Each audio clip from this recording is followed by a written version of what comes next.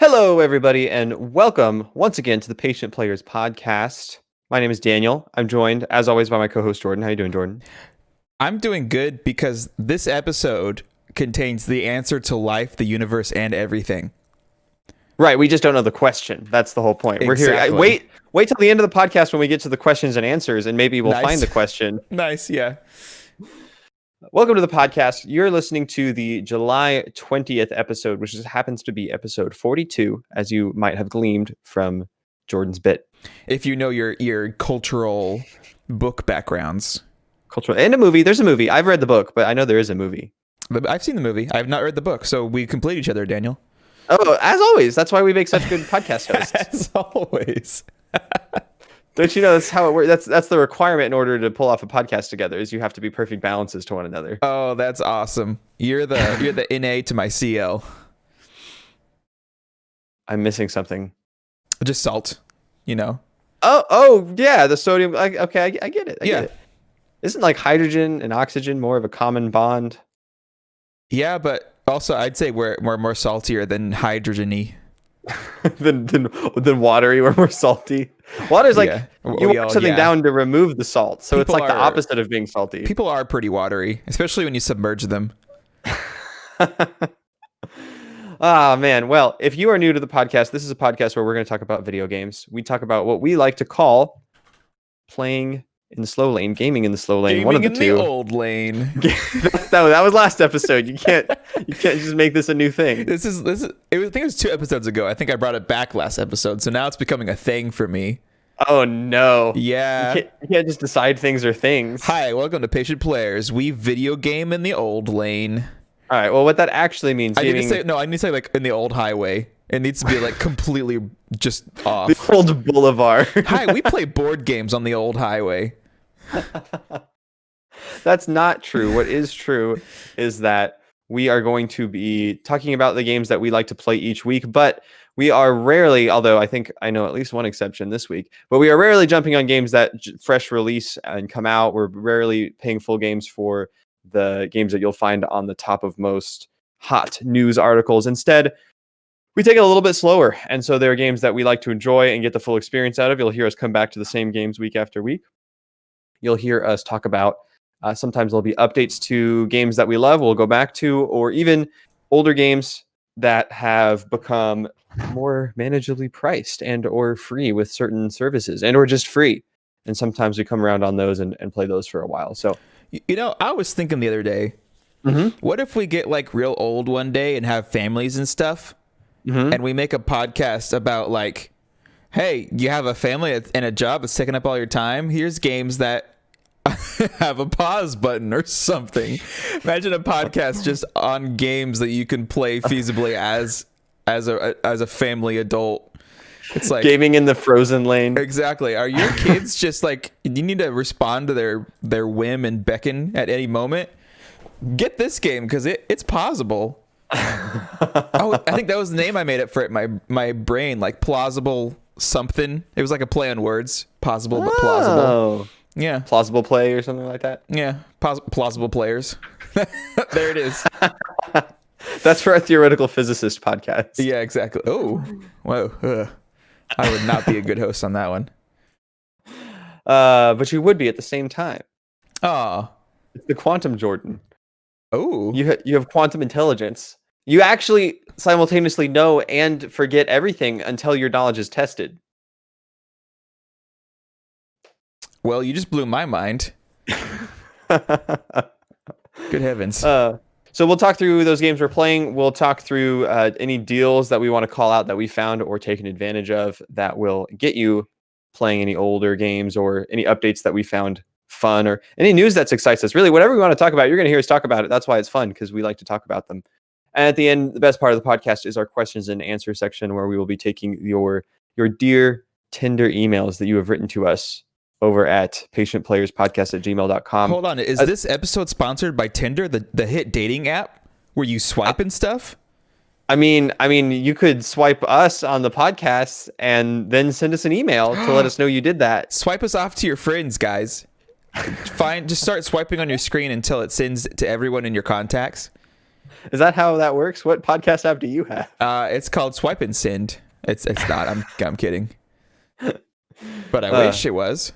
Hey, that's a great idea. Just like any piece of media that you enjoy, you just start flicking it to like people on your contact list. I like that. It just like a random group of, it pulls in random people from your contacts and you flick it into the crowd, and whoever it lands on, it's like, there it goes. There it goes. You send something like mildly inappropriate to your boss and you're like, I'm sorry, I meant to hit my best friend and just missed. Yeah, I love this idea. That sounds so fun and risque.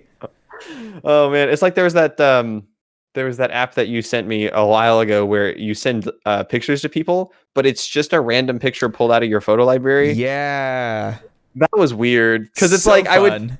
I would never do that with something that had the chance to be like actually wildly inappropriate, right? So you'd still have to like clean up your photos so that it's just like clean fun. But at that point, there's almost no point to it. It's fun when you have a lot of memes saved on your phone, and so you get to like relive them. Like, that was a good one. I forgot I had that on there. Oh man, I gotta say, if you have a lot of memes on your phone, another advantage, if you don't know about this, I've seen people doing this. It's amazing. When you're in a public gathering, like let's take a music concert, right? You take out your phone. The thing is, iPhone's a pretty popular brand. A lot of people have them. And they also happen to have a feature where you can AirPlay, or not AirPlay, but AirDrop files and photos to all sorts of people that just have their phone open. If they have the right settings turned on, they can just receive photos from you. And so if you ever go to like a public place and you got a lot of memes on your phone, you can start like a meme spree where you send it to one person and then they're like, oh, I've got some great memes. And then they start just sending it out to random people. And next thing you know, you're just getting like 20 or 30 random memes. Some of them are really inappropriate too. Like I got some real bad ones at a concert one time. I was in line for a Disneyland ride. I think it was a Monsters Inc. ride. And I just was bored, so I took out my phone and I found, I think it was just some meme on my phone. No, I googled an image that said like "hello there" or something like that, something nice and innocent. And I was like, okay, who we got here? And just someone showed up, and I just clicked on him, and I hear like this group of girls, like 5 groups behind us, go, "Accept it, accept it, accept it." And I'm like, oh, that feels great. It's always the best when you can hear the reaction. Yes. Me and my wife were stuck in an airport one time waiting for a flight, and there was a field trip, like a high school field trip, that was in there in the same terminal waiting for the same flight as us, and they're all grouped together on their phones. And so I just pulled up my phone. I did the same thing. I just scanned who was around, and the only option that came up was Satan's iPhone. And I was like, someone named their phone Satan's iPhone. So I went and I got a picture that says, "You need Jesus," and I just sent it to that person. And then like the like quietest, most in the corner girl like looked up with like this frown on her face and then like went back to her phone. I was like, oh geez, someone did her doesn't have a sense eyes of humor. like go dark for a second? Did she have pupils? And it's like she glances around like nervously. Oh yeah. Oh my. That was a great moment. You want to talk about some video games? Sure. How's your week been? It's good. Lo and behold, I passed a personal milestone this week. A new record for you. Exactly. It's called I Haven't Died Yet in 25 years. And this marked the 25th anniversary of not dying. You know, every just day. because life is rough, man. You could get hit by a truck. You could get hit by a meteor. You could get hit by someone selling pineapple pizza. Because I don't know if I'd go that far, but I mean, you're right. Yeah, mostly in that case, it's you hitting them because they're selling pineapple pizza. But yeah, it was my birthday this week, and I turned 25. I'm a quarter of a decade. Wait, that's not the right word. A century. Is that the word? What is a quarter of a decade? Like 2.5 years. It's not very long. Oh, okay. Yeah. It's not very long. No, I did not turn 2.5. Lo and behold, if I did, that would be very impressive. I turned 25, and that was fun. I got a bunch of sweet birthday goodies. Let me tell you what, talking about video games. I know a small portion of them because they originated from me, and then they were sent to you. So I know a small portion of your birthday loot. Oh, yeah. My good friend Daniel, those of you who are listening at home, you may know him. He sent me some beautiful Bloodborne comics to complete the ones that I got at Christmas, and I still haven't read past the first book. You read it out, like half out loud while we were on Discord, and that was quite an entertaining experience. I loved it. Like, you can actually see them. They're actually sitting behind me on my shelf. Because I'm waiting to just the time I'll walk by and be like, oh yeah, I want to read those now and have a good time. But yeah, I got some sweet Bloodborne comics. I got Undertale Collector's Edition on Nintendo Switch. Ooh. People probably know that that's a big fan game of mine. I'm a big fan of that game. Words difficult. That's a big fan game. That's a big fan game of mine. It was actually a game about Jordan, by the way. It was written by a fan of Jordan for Jordan. About Jordan. I'm trying to consider if I would want to play that. I think I would. I feel like you'd be obligated to, whether you want to or not. Yeah. Maybe I can get Keaton to make that. I've always wanted to meet myself from a third person perspective, just to like try and get in my own head, if that even makes sense. Or like feel what it's like to interact with yourself, you know? Oh yeah, that would be so cool. I would love that. But yeah, so Undertale came with like an awesome locket and piano sheet music for some of the songs and the soundtrack. Ooh. And the game, of course. I think some stickers. I think that's it. Oh, like a cloth for your screen, an Undertale themed cloth. It's just like a screen cleaning cloth. Yeah, with little characters on it from the game. It's fantastic, and I love that. I also got an Elite 2 Xbox controller. That's the Bluetooth one. That is the Bluetooth one. The first thing I did when I got it, because I was not home when I got it, is hook it up to my phone and play some Minecraft with my Elite controller on my phone. I thought you were going to say you synced it with the Switch. No, well, I can, because I have an adapter that allows it to do that. But yeah, it was so cool. I love it so much. It's somehow even more customizable than the first one. I actually played 2 games with it. I have a question because the Gen 1 Elite controller that we've had in the past, you and I each had one. It had the downside of only using the proprietary Xbox connection, right? So you needed that dongle to use it on PC or just to plug it in. Right. And it needed the drivers and everything. Now, this new one, I understand it runs on Bluetooth, but it can actually do both, right? You could still use the dongle. Yeah, it's Bluetooth and the usual Xbox connection. Okay, because that Xbox connection, the reason it has that special dongle is because it's actually like faster than Bluetooth, right? Right, yeah. Okay. Yep. So that's nice of them to add Bluetooth in eventually, just so people could use it on other systems. Or if they didn't have the dongle, they could still connect it wirelessly to their computer. I want to use it on the Steam Link if I ever got a Series 2, because I didn't think about that. The dongle doesn't work on the Steam Link because it needs the Windows 10 drivers. It only works on a Windows 10 machine. And so anytime I wanted to play a game on my Steam Link on my couch with my Elite controller, I bought like a USB extender that was like 10 feet long, so I can sit on my couch and have this super long USB cord all the way to the Steam Link, and it's a pain in the rear. Especially when I used to have friends over and we would play like 4-player games on the TV on the Steam Link. So there'd just be these 4 giant extender cables. It was a pain, but like if they were Bluetooth, they just connect right to the Steam Link. Did you have 4 Xbox controllers? Yeah, I think I have 5 Xbox One controllers because I got married and I inherited one through my marriage. Nice. Marriage benefits.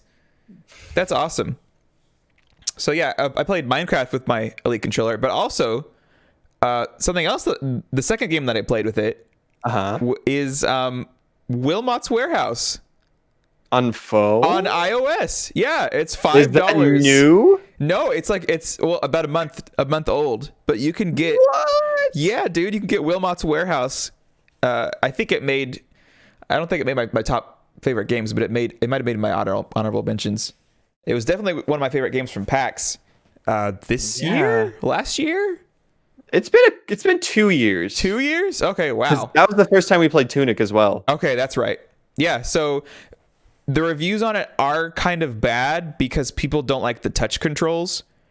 Oh, so with the controller? Yeah, well, I tried it out and I thought it was fine, honestly. Like, just because you have to like drag your finger over the boxes to select them. Why don't you explain Wilmot's Warehouse? Because some people might not have listened to the episodes where we talked about that, because that was a long time ago. That's a good point. Yeah, so Wilmot's Warehouse is a game. It's essentially a warehouse simulator where you're given maybe like 2 or 3 minutes, and it's top down 2D, and there are boxes that are shipped to your warehouse with pictures on them, and they're different colors, and it gives you like 2 or 3 minutes to organize them in the way that you think is easiest to find certain ones that you'll need. Because once you're done organizing, you'll have customers say, hey, I need 3 boxes with a lighthouse on it, and I need 2 of them with like a little praying mantis on it. And as quickly as possible, you need to run through your warehouse that you organized and get the items that they need and then take them back to them. And that's essentially the whole game. Is just all takes place in one big square warehouse, and you can get like upgrades by like removing pillars that can help you organize better, or the number of boxes you can carry at one time. So I love it. It's like, who would have thought I would have loved a warehouse simulator so much? Correct me if I'm wrong, but the way I remember this going down was we discovered this game at PAX. It's by what was that publisher? The same people, they had like the Wasteland Survival road trip game. They're making Tunic. Was it Daedalic? No. I will look it up right now. It is Finji. Finji, yeah. Finji producers. So like we played it and we're like, this is amazing. It's like amazing how calming and chill it is just organizing stuff and then like running back and grabbing it and then having more stuff to organize. And then we went home and we found out that there's a version that already exists by Humble, but it was like the prototype version, not the full version. You waited for the full version. It launched a year ago. I resisted the urge. I said, I'm not playing this game. I ain't playing no incomplete Wilmot's Warehouse. Heck nah. But the conclusion of this saga, as far as I remember it, was that you discovered that in order for the game to progress, it had to become more difficult with more things to organize. And it went from a chill game to like an incredibly stressful game, and the feeling on it completely flipped, right? Like you still had fun, but it was really stressful. I wouldn't say it was too stressful. Actually, fun fact, I haven't actually beaten it for how highly I talk about it, because I don't remember it getting stressful, but it got intimidating. It got very intimidating. My warehouse was stuffed to the brim, and it's like, you're halfway there. And I'm like, I have to fit double these items in this room. So I was like, I'm going to take a break for now. You know, it's fun. And you're still on break. Yeah, I'm still on break, but it still is fun. And especially multiplayer in it is so much fun. Having you and another person running around the warehouse. I don't think I even knew that existed. Is it like split screen or online? It's split screen. So me and a friend of mine, back when I had it on Switch, we would go to like a coffee shop in our area, and with other friends all hanging out, and me and her would be organizing boxes, and we'd be like, okay, you're going to get these, I'll get these, and then we'll put them over here. Like you take care of these color items. It was so much fun to be like splitting the task between 2 different people. Yo, I have a hard enough time cleaning my bedroom with my wife. Like, I can't imagine organizing in a video game with someone else. That sounds like Overcooked, but with even more death threats. Like, it was pretty peaceful. Why did you put the bird box over here? It obviously goes in the orange section, but the bird is white, but the background is orange. Like, I can totally see this just blowing up. We had worked at Sonic together before, so we were kind of used to hectic environments, especially like on a timer. It's like, we got to get this order out in the next 3 minutes or else. That's fair. Yeah. So it actually, I don't think we ever got like it ever wasn't fun. I think it was fun the entire time we played it. Good. Yeah. So I definitely recommend Wilmot's Warehouse, like on Switch. That game is awesome for multiplayer, because you already got 2 Joy-Cons and you don't really need, like, playing Smash Bros on a Joy-Con. It's terrible. It is absolutely terrible. What was that? I'll play Smash Bros with a Joy-Con. I like that, actually. I think that might be a good enough setback for you to maybe help me out a little bit. Okay, I won't play it on the sideways Wiimote because there's no shield or dodge button. Oh yeah, you have to, like, at least you still have those with the Joy-Con. Yeah, exactly. The L and R button make the Joy-Con what it is. I'm used to playing that game on a 3DS. I can play on a Joy-Con. Yeah, it just hurts your soul when you press them. I mean, your fingers. Same thing, really. We got derailed by this so fast. I'm sorry. Yeah, what were we talking about? Oh, my birthday. Yeah, so basically, it was my birthday. I got some cool stuff. Yeah. Cool. And you did you played Wilmots with your controller, and have you played anything else since then? Those were your first 2 games. Anything else like with the controller since then? Yeah. No, I've kind of been too busy. Oh, okay. Yeah. Well, yeah. this is going to be genuinely shocking to you, Jordan. I know this. Yeah. What's So that? like, Tell me. get ready, like settle into your seat, but Do you then want me like to go not. find some socks? Oh, so that you can be surprised out of them. Yeah, so they can be blown off. Okay. We probably don't have time for that on the podcast, so I'll just edit that in post. I'll put on my metaphorical socks on my metaphorical feet. Okay. So prepared to get blown away right now. The game that I played the most this week was also a mobile game on my phone. Oh. Is that because you've been like out of the house a lot this week, or No, half of it has been right here at my desk. Really? Half of it has been like in bed. A good portion of it has been on the toilet, but I don't want to talk anymore about that. Man, I had a friend once who forgot he was on the toilet because he was playing Angry Birds. No, Angry Piggies. It was like the knockoff where you were the piggies and you built things. So yeah, it happens to the best of us. Like were mobile devices and mobile computing not made for the toilet? Prove me wrong. You can't do it. That's a fair point. Thank you. A fair point. So what is this game? I'm trying to remember how I found this game. Okay. So I've played a shocking amount of Crossy Road this last week, but that's not the game. Crossy Road. Man, yeah, do you remember Crossy Road? Who calls what? Do you remember Crossy Road? Of course, I remember Crossy Road. Okay, if anyone doesn't know what Crossy Road is, it's basically Infinite Frogger on your phone. It's a good game. You should get it. What were you saying? I know someone who calls Animal Crossing the off-brand Crossy Road, which is wrong on so many fronts, and it hurts my soul every time I hear it. Yeah, that makes literally no sense to me in any way. Yeah. Anyways, I was looking for something to do with my thumbs, kind of like you described with balloons the other day, while I was listening to something. So I pulled up Crossy Road, and they have a daily challenge nowadays with a leaderboard, and there's only like 70 people on that leaderboard every day. Like, there's not a lot of people daily playing Crossy Road, apparently. What? That's surprising. It was so big. So the first day, I made top 4th in the entire day. I spent like probably an hour playing Crossy Road, just being like, I gotta get higher on this scoreboard. I was like number 5 for like ever, and I got number 3, and then by the end of the day, I got knocked down into the 4th position. Oh, sad. So I was like, man, I love that. I'm super into this Crossy Road, but they've added, if you haven't ever bought anything from the game, like any of the skins, they have added advertisements that pop in every once in a while. They're not very awful. Like you can play a fair bit on one advertisement. But an advertisement for a mobile game came up, and I was actually like, that looks kind of fun. No. I normally hate these games. No, you found a game through an advertisement? I am equally as shocked as you did, but it's a game called nonogram.org. And it's just a very simple puzzle game. It looked a lot like a Sudoku kind of thing. I was like, you can't go too wrong. Like, it's not going to turn into like Clash of Clans at the end of the day, right? It's a puzzle game. Yeah. It's like a Sudoku thing. So I'll just download that and I'll try it out.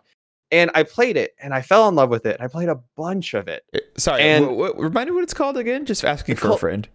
It's called Nonogram, but here, I'll explain why that might sound familiar to you, because after playing it for a few hours, I was like, you know what? The way this game plays, I feel like I've heard someone describe it before.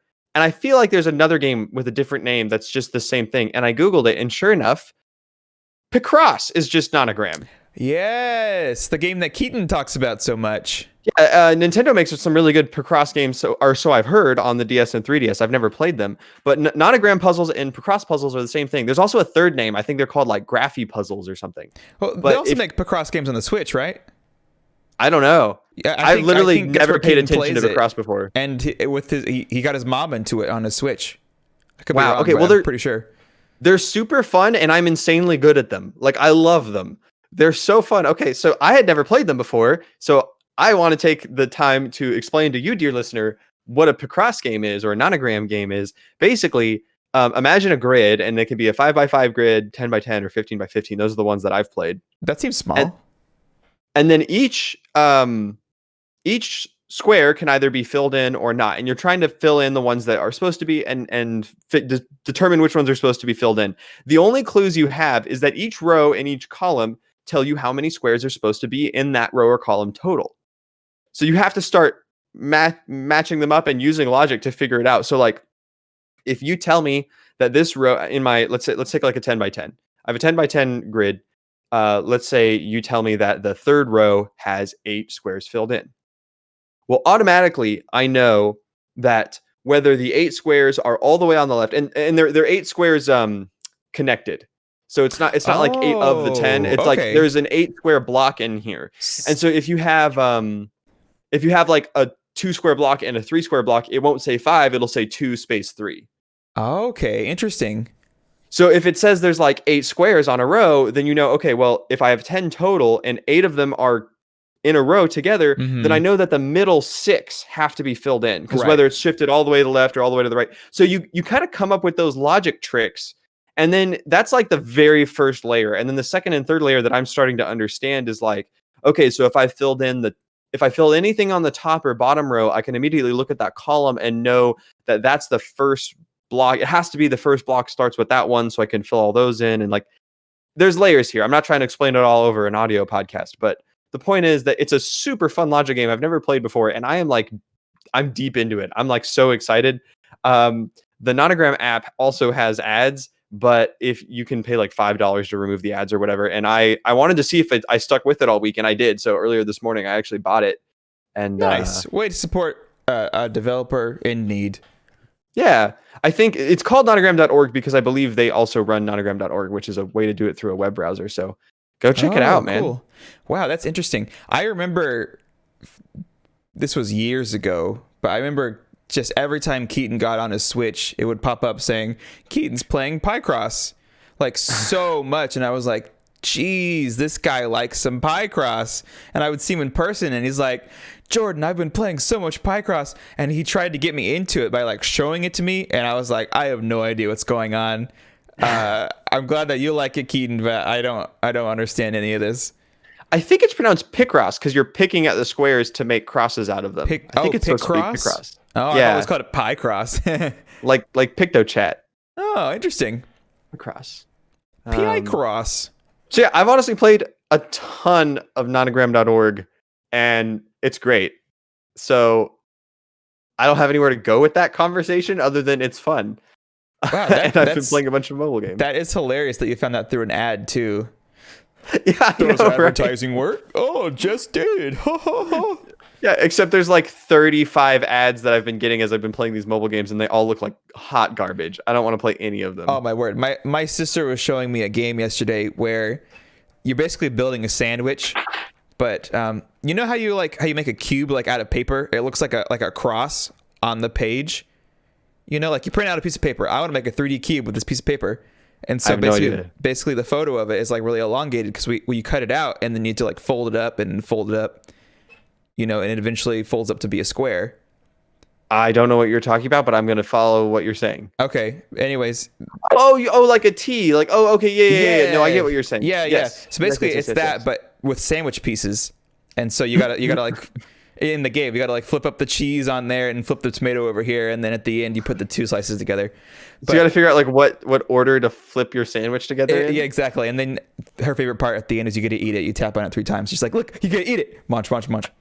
But wow, like every other level, there was like an ad for the same, just terribly looking. It looked like a Flash game for like a Diner Dash or something, and I was like, mobile games. There's some good ones and then there's some not good ones. My favorite mobile game ad I've been getting, it's the one I love to see the most because I hate it the most, and it's some licensed game based off of the HGC show called The Property Brothers. What? Have you seen these? No. The only reason I've ever seen this show is because they've had it on like the break room at where I work occasionally. And I'll just be like, what the heck? It's these two brothers that do, it's just like it's a property show. Like people shop for houses. They do house projects. It's one of those shows everyone loves to watch for some reason. But these two brothers, they're like super like charismatic looking, like chiseled men. And I don't know if they're twins just or like they're us. Or they just look like twins, but they look so much alike. And oh my gosh, if you see them on TV, they look a little bit like caricatures. They're just their faces are so perfect. When you take that and you put it into like a chibi iOS game, oh my gosh, their eyes bore into your soul. The advertisement is disturbing.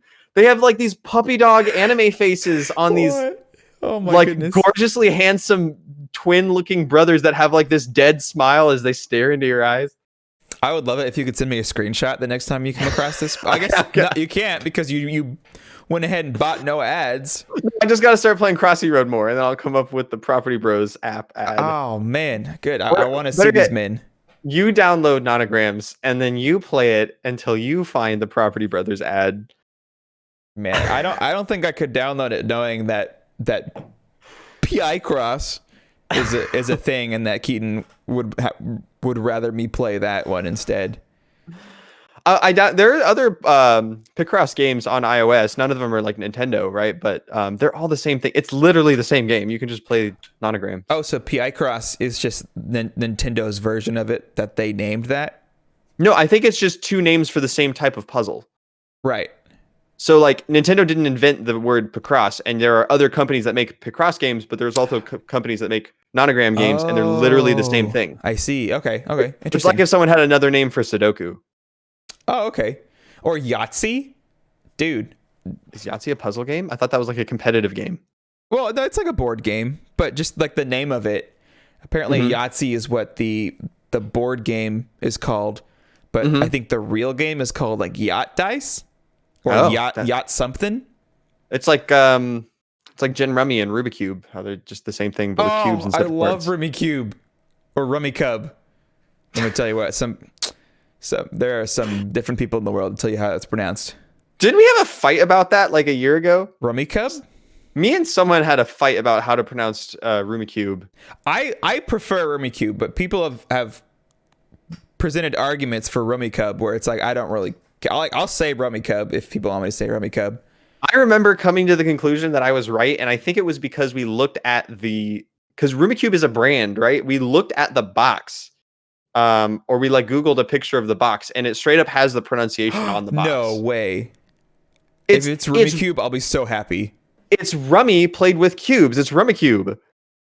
It's not Rummy played with cubs, little bears, little bear tiles. It's been a while since I have played it, so you might be right. But I played it. I played it on my birthday, actually, my birthday night. I got some folks around to play it. Yeah, I won 3 of the 4 times, so. I am the Rummy Cub king, if you will. Oh my gosh. You have to talk about some video games. At the rate we're going to talk about mobile games and Rummy Cube all night. It's going to be like a 3-hour podcast where we don't talk about any video games. Talk about some video games. Man, there's a game I played. I forgot what it was. What game did I play this week? Oh, no. You played one game this week and you forgot it? I think so. Like, I just looked over my notes. And I was like, it's not on here. And then I didn't write it. I was like, that's okay. I'll remember it in a second. You think about it. I'll talk about, I got like 2 or 3 other games that I've played. So I played a lot of Nonograms and Crossy Road. There's a game I haven't played yet, but I actually, if you were on last week's recording stream, not the podcast, but the pre-recording stream that we do for our live recordings on Twitch. I actually bought a game live from eBay, and I'm waiting for that to arrive in the mail. It was supposed to be here on Friday, but it got delayed, so I'm going to get it probably tomorrow or the next day, but I'm awaiting on the Puzzles and Dragons for the Nintendo 3DS. Oh, wonderful. So I'll be playing even more puzzle games this week. I can't wait. It's a puzzle week time. Also, one that just a bit of news out there that I'm interested in. I'll probably talk about it next week if I get into it. But Jordan, you've heard the news on Superhot, right? Yes, like mind control something? Mind control delete, yes. It's wow, I got 2 of the words. I'm actually shocked. So Superhot's a really fun action game. It's a shooter, but it's kind of like a puzzle shooter because the gist of it is that time only moves when you do. So you can stop moving and figure out what to do in the scenario. Superhot is fantastic. I love that game. Jordan actually played the entire game through with me. I was streaming it to him, and we have a recording of that on some old YouTube channel. But if I even edited the videos for it, I think I did. I think they're out there. Yeah, okay, I think cool. they're out there. I ended up watching it again afterwards. But that was a solid series, man. That was solid. Yeah. So ask us in Twitch chat. We'll link you to the old video archive. But anyways, and then Superhot VR came out, and that's one of my favorite VR games ever. That's beautifully done. And since then, they've been working on this expansion pass called Mind Control Delete. Superhot Mind Control Delete. and they ended up releasing it as a standalone expansion, but they still wanted to give it out to everyone who paid for Superhot originally. So if you owned Superhot before, I think like today, so it's a little late for anyone listening to the podcast on the 20th, but if you owned it before the 19th and you had paid for it, then you got the expansion for free. So I think the reason they worded it that way is because I know they gave out Superhot on the Epic Game Store during Christmas. So I think if you got it for free from the Epic Game Store, I think that excludes you. You'd still have to pay for the expansion. Makes sense. But if you didn't own Superhot before, you have to buy it standalone. I've not gotten into it yet, but I understand that it is. People are suspecting it's procedurally generated. Whoa. Superhot levels, so it's like seemingly infinite, or at least they make you think that at first. That's like the story of it, is that it's like infinite Superhot. They would do that. Yeah, so I got to get in there and see what it's up to myself. I've heard they've added all sorts of stuff, like some enemies take multiple shots to die. You can take multiple shots to die. Some enemies' guns can't be stolen from them, and like it's a so they whole add more new puzzle game, elements. baby. So those are the games that I have not played, but you will probably hear more about next week. Did you remember your game, Jordan, or should I keep going? No, I'm like looking around my room for signs of something I've done this week. I don't think Did you like go through your Switch back history or Steam or anything? I think it's gone. I can't. Maybe it never was there to begin with. Maybe you just considered playing a game and you never did. Maybe. Didn't you send me a message this week about some big milestone you achieved in Animal Crossing? No, that was last week. I did mention that on the podcast last week.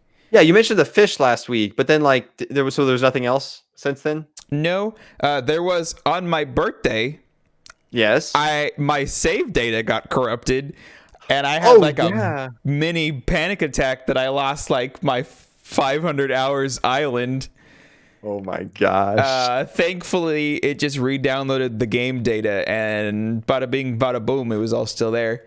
But wow, was that terrifying. And all because Nintendo's taken their sweet, sweet time with the backup feature.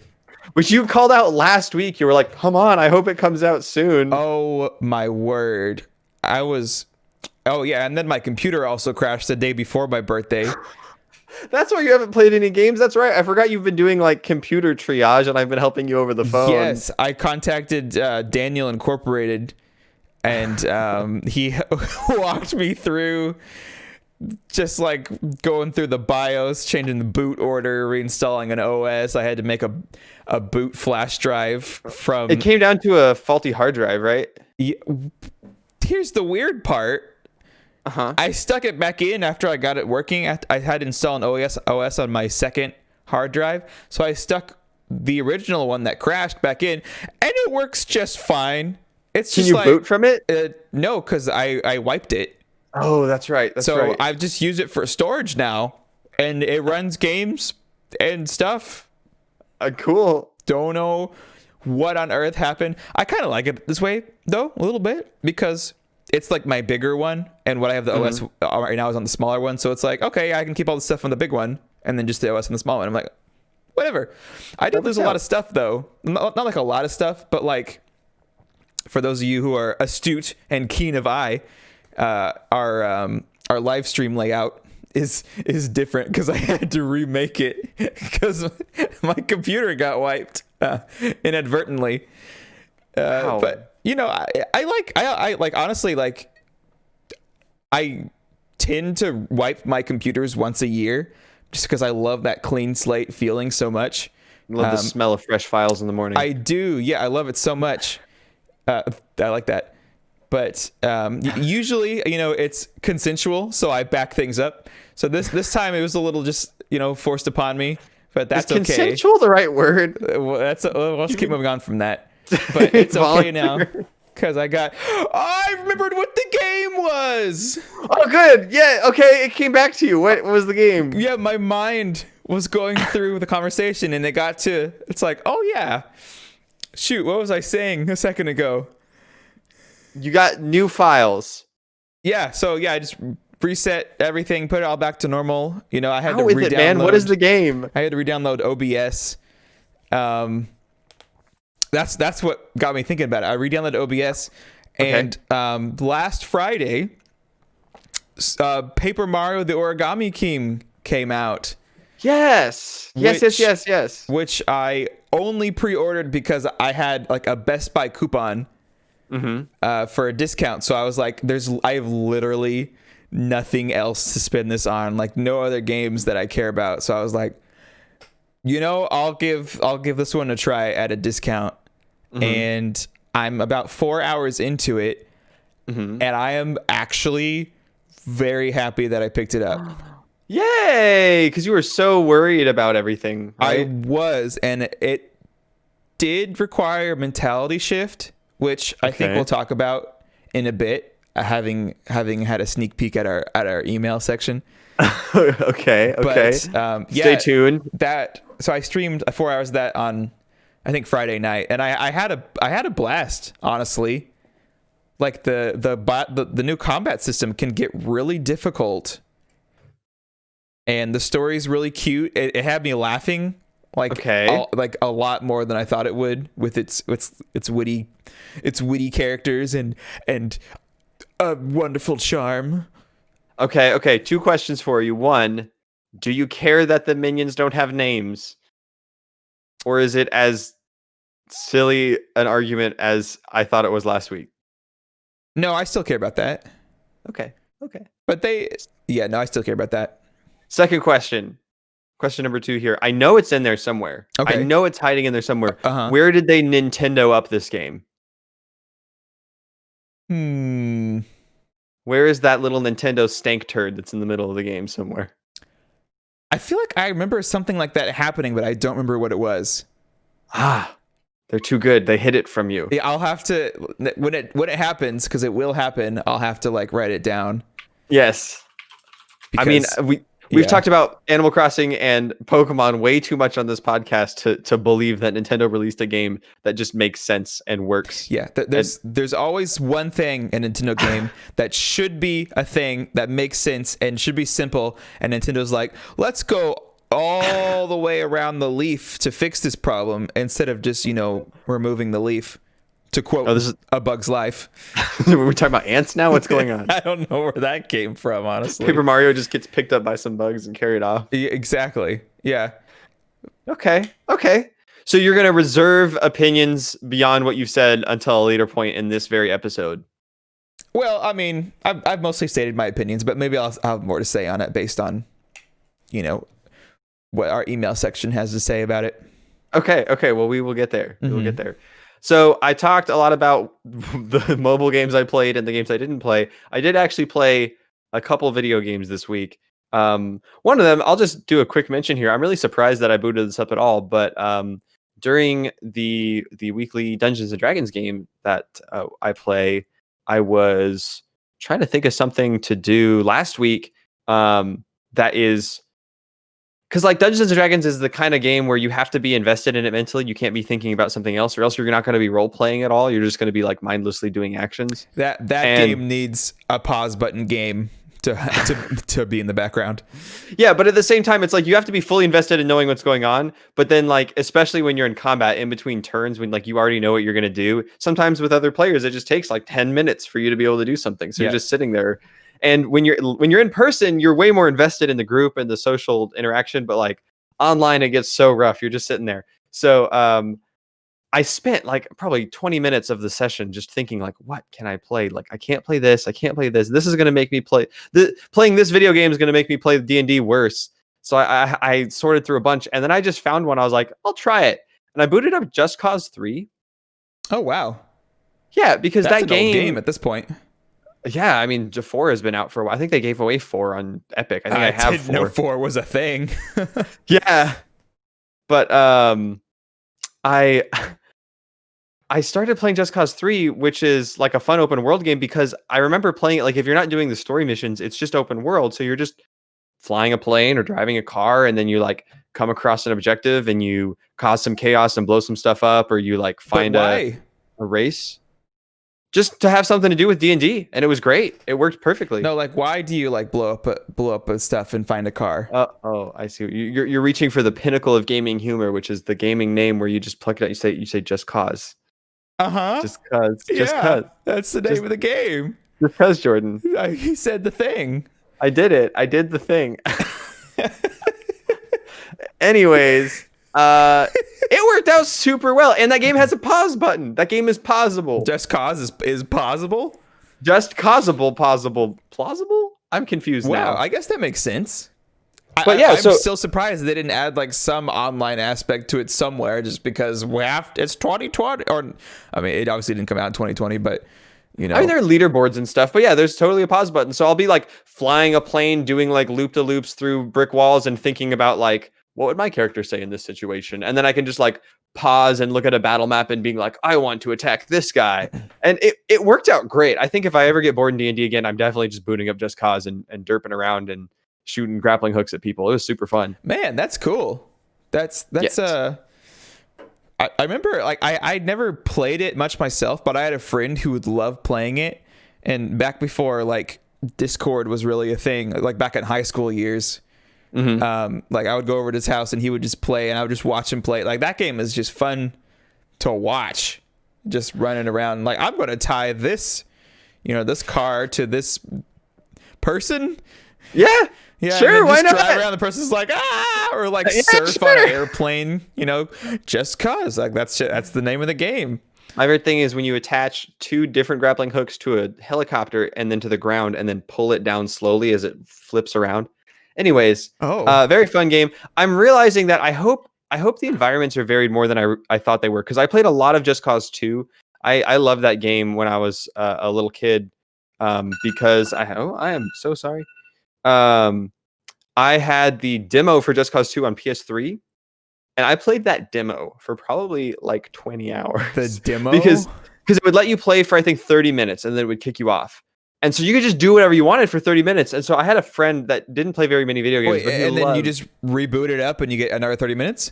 Yeah. Like wow. You start in the same place always, and it's like the starting island, right? Yeah. But me and one of my best friends, who he was like a little ADHD, and he just loved chaos, and he liked playing video games, but not like current games. Like he had an older system and would play like Smash Bros on GameCube and stuff like that. But I showed that game to him, and he fell in love with it. So we would play it for hours. And then eventually, as I built my computer and got into PC gaming, I got it on a Steam sale for like $9. So I've played a ton of Just Cause 2, and I really like it. And then Just Cause 3 came out, ended up getting that on a Steam sale. And I was like disappointed that I didn't like it as much. And I couldn't figure out why. But this time around, when I was playing it, I realized that the environments that I've been to in the game so far all feel exactly the same. Mm-hmm. They're all like pleasant Mediterranean island, whereas in the old game there was like a desert and a big suburban city and a mountain and all this stuff. And I haven't been to the mainland of the open world yet, so I'm hoping when I get there it'll look different. But just based on the streets that I see on the map and the density of the cities, I don't think it changes very much from the kind of pleasant Mediterranean island feel. So that kind of disappointed me, but I'll have to confirm that next time.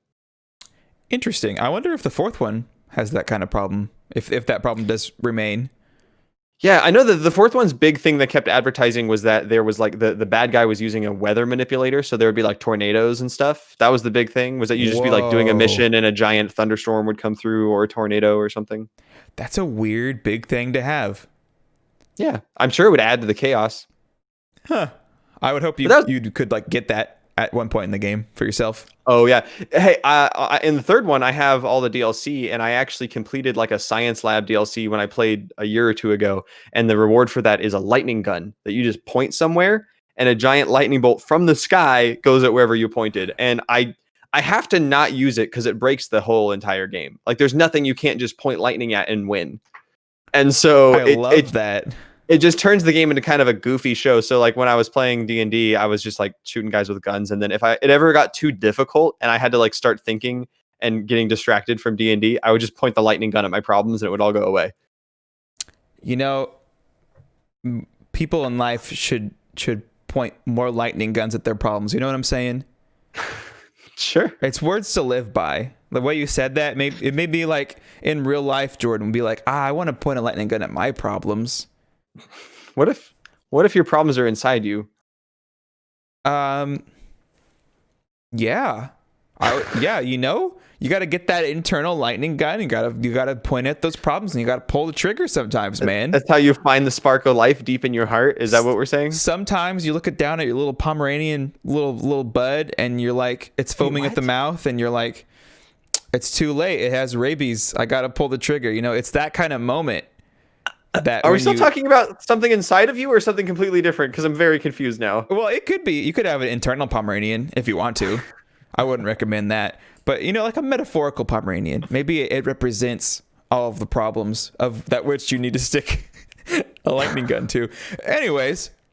I did not mean to talk about Just Cause that long. I only played it for like an hour. Oh, okay. Well, cool. The 2 games I did play, I had an itch to play some VR and to jump back into Skyrim VR, which I don't know if I've talked about on the podcast because it's been a while since I played it. I'm pretty sure you have. Okay. But a long time ago. It's been a long time since I played it. I wanted to boot it up, but I was like, I kind of want to start a new character. So like, I might as well add in some like cool mods because, like the time, if you add mods to a game you already are playing, a new save file that you already have, sometimes it can mess it up. So I was like, this is the best time to add in cool mods. So I like looked up a few lists about like the best VR mods to add. I found a bunch that really changed the feel of the game. Except the only problem was I had a few hours to play and it took me about 2 hours to get the mods up and running on my game. Oh no. About an hour into it, I was like, I don't even care at this point. I don't even want to play anymore. I just want to get this working, and that will be success for me at this point. But it ended up being all my fault. I misread the installation instructions on one of them, and I missed one of the mods I had installed required a prerequisite of another mod, and I had not installed that one. And so that's even though I was... We in the business like to call an absolute bassoon moment.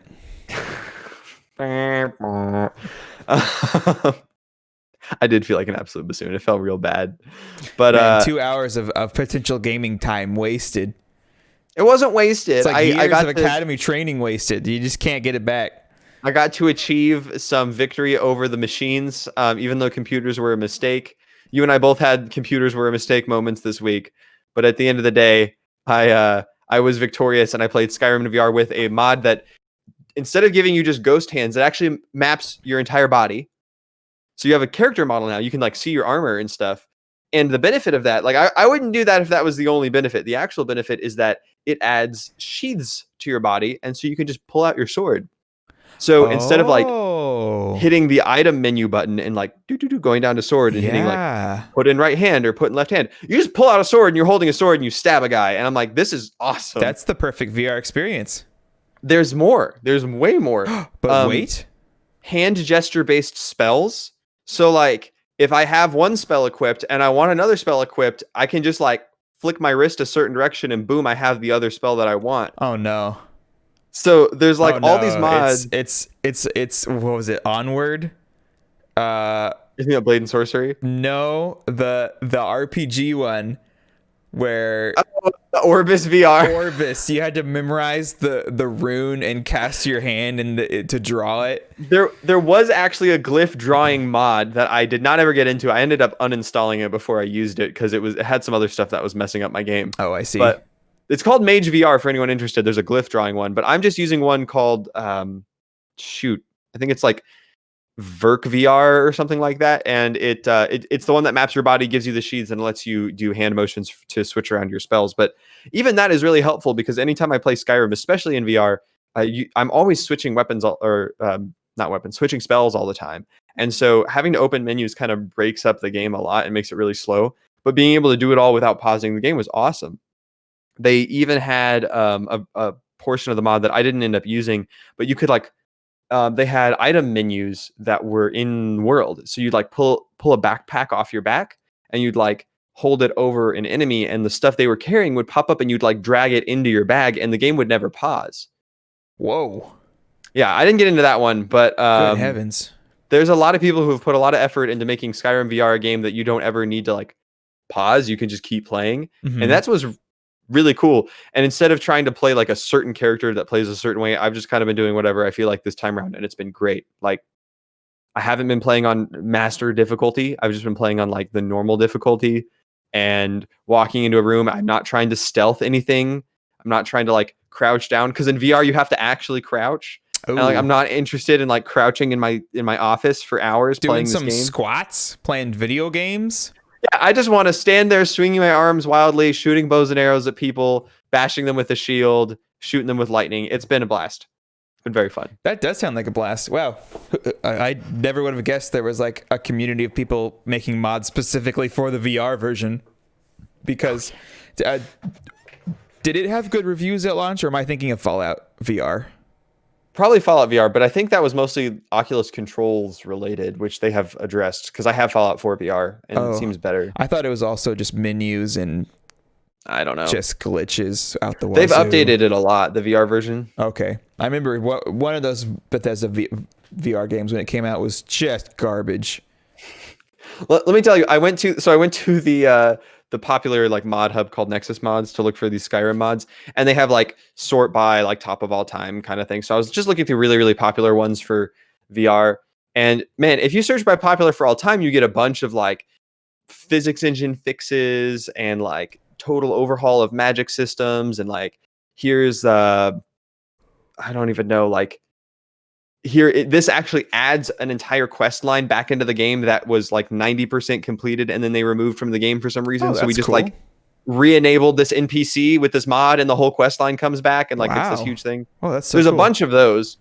And then I was like, I wonder what the more recent stuff is. So I sorted by like top downloads in the last year. All inappropriate for this podcast. Every single one of them. It was just pages of bad mods in Skyrim. Oh yeah, I guess you wouldn't have known this if you've not looked at Skyrim mods before, but that's always been a thing. Why is that people's go-to for that kind of content? I don't know, but there's a lot of it. So heads up. So sort by top of all time, not by top of recently, is what I'm hearing. Well, or just be a child and don't put your birth date into the account creator and you're fine. Oh, perfect. Fortunately for me, I just turned a quarter of a decade. Exactly. So no inappropriate content for Jordan. Thank goodness. Let's keep it that way. Besides that, I only have one game. Shall I jump into my last game? If you want to. Okay. Well, if you let me hear the rest of what you have for the week first. Oh, okay. Well, there were a lot of mini Blizzard things that happened this week. Okay. On my birthday, as you saw, there was some patch notes to our favorite game, Heroes of the Storm. That's right. It was just like balance patches, though, right? It was, yeah, balance. They you said they reworked one of our favorites that is controlled by two people, right? Yes, the two-headed ogre. Well, I call it a rework. It was just a balance patch, so they changed around some talents and stuff. Yeah, I'm looking forward to doing that with you sometime. Yes. And that was on my birthday, so that was pretty cool. Hearthstone, out of the blue, announced its next expansion. Super excited for that.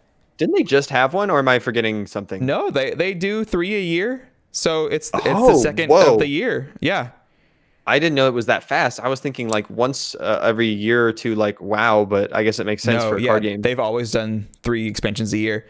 So that was exciting, especially because I missed the tweet. They did one tweet about it saying, join us tomorrow for a surprise. I didn't see that. So I was just checking my app updates on my phone this week, and I see Hearthstone, and it's like, whoa, look at this. We got new stuff. And I was like, hey. So you learned about the update like a normal person instead of like someone following. It was so weird. It was awesome. But the pre-order bonus, because obviously I pre-ordered it. I love me some Hearthstone cards. The pre-order bonus is you get the one and only my favorite. Is he a lich? Yeah, ish. Kel'Thuzad? Is he a lich? Okay, yeah. You get a Kel'Thuzad skin for the mage class. He's got a phylactery. That makes him a lich. Okay, yeah. So he's one of my favorite characters in all of World of Warcraft lore, and the mage class is one of my favorite classes in all Hearthstone. So I was like, this is the best. So I love that. So it was like a birthday present just for you. It was for the low price of I think like $80 for all the cards. Yeah, for the pre-order bundle. But you know, it's like I said, it's only 3 times. Are you serious? It was $80 for the pre-order bundle? Yeah. What? They do an $80 bundle and they do a $50 bundle. You can get them both, but the more expensive one has like the juicy pre-order stuff. Like, what are we even talking about? Wait, so you're saying you pay like $80 like 3 times a year for Hearthstone? Yeah. I'm blown away right now, but okay, I guess that's just how card games work. Oh my Do you God. think that's expensive? That's more than a full price game every time an expansion comes out. That's fair. Yeah. What is that per month? 80 times $20 a month? $20 a month. Yeah, it's not bad. Wow. Okay. Okay. I guess when you factor in the fact that you're not actually guaranteed to get all the cards either. Oh my gosh. Because remember, it's just card packs that you're that you're buying. Remember how many times you've tried to get me into Hearthstone and I've been like, no, I don't want to have to try to build my own decks. No, I tried to get you in because you could use my decks, which I pay for. So, anyways, I will do that. I'm not into Hearthstone though. I just will play with you with your decks every once in a while. Every once in a while, being like once every 4 years. But anyways, yeah, the expansion is like it's like a high school, or no, it's like a college expansion. It's like the college that Kel'Thuzad went to, or was like the headmaster over. So it's really goofy Hearthstone content, and so really looking forward to that. That's fun. Yeah, and then the night before my birthday, when I found out my computer was toast, I was actually getting on Overwatch. I played a lot of Overwatch this week, actually. Oh, that's cool. Yeah, because they have a mini event right now. I think I might have mentioned this last week, where you didn't mention it on the podcast, but I think you mentioned it to me off the air. Yeah, where they do this every once in a while to get people to come back and play, which it worked for me, where just by winning 9 games of any mode in Overwatch, you can just get a skin for a character and that's the only way to get it. So it's a maestro. Is that what you call it? Maestro? Yeah, like a conductor for an orchestra. Yes, yeah. So it's that for one of my favorite characters. So that's why I hopped in. Cool. And this time around, they did something new, where they also give you an emote at 6 wins, and then skin at 9. And the emote is also phenomenal, and it does like a whole like chorus of music as he does it, and it ends. It's incredible. I loved it. So yeah, I played a lot of Overwatch this week, and as I was playing it, I was reminded of something. Okay. Wow, people suck at video games. Either they suck or I'm amazing. I'm going to go with they suck, because I was not doing very good. I have not played Overwatch in so long. And I was getting a long time. I was getting like all the gold medals. Every single game I played as tank from role queuing up just randomly. And I was still getting top damage, top kills, top all the tops. I think the and same thing happened. I was like, I shouldn't be getting these things. I am not good at this game. I should not be getting it was rough. Didn't we say like you were with me and Marion when we got on, I think like a month ago, right? I don't think so. I think I got on the very end of that night. Right. We had a bunch of people join. Oh yeah, we played with a friend of the podcast, Kyle, and guest. And that was a very fun time. But the same thing was happening. Like, I'm like, I haven't played this game in, I don't know, 6 months or more. So like, I'll probably be rusty, right? And then like the second game, I'm sitting there with all these golds. I'm like, why does everyone on my team terrible? Oh yeah, this is how I felt last time I played Overwatch, like 6 months ago. I used to think I was just like an angry, salty nerd, but now I'm just like, no, they actually suck. They actually suck really bad. That's exactly what I was feeling. It's like, it wasn't even salty or anger. I was just feeling just like, it was like a moment of, or just like realization, like, oh, I'm not doing very good, and I'm the best on our team for like the last 6 games. Oh no, I get it now. It's definitely that parent mood of like, I'm not angry with you.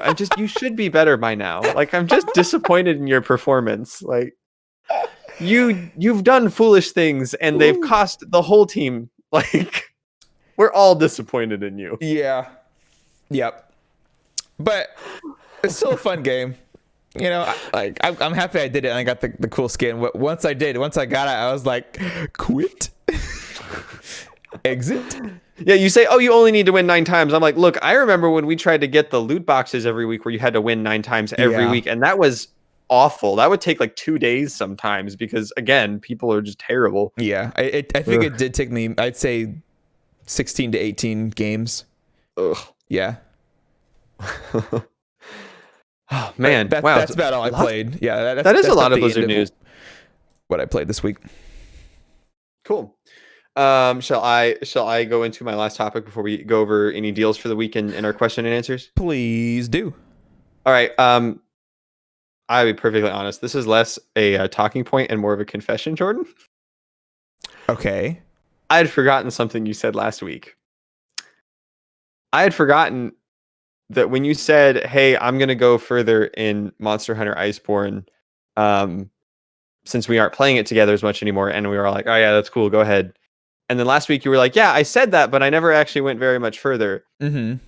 I was re-listening to the podcast today, and I heard you say that, and I was like, oh yeah. So I played Monster Hunter Iceborne last night. Oh, did you get like super far into it? I did not. I was gonna. Oh, okay. I was gonna reassure you. I think I only got one quest past where you did, because you did. Oh, okay. I think that's no problem at all. I was afraid you're gonna be like, and I beat it last night.